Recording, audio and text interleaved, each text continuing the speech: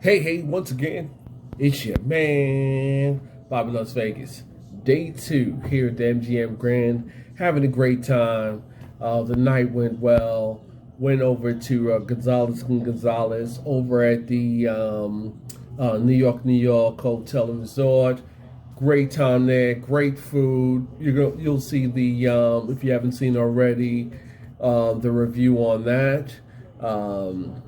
We're going to start this day off right. I'm going to go down to the sports book, lay a couple of bets on the horses. I know it's March Madness, college basketball, but I'm not really into it this year. So once again, I'm going to drop a couple of ducats on a couple of horses, and then from there we're going to go to the buffet at the MGM Grand. Other than that, everything is still up in the air. We're going to see how everything goes.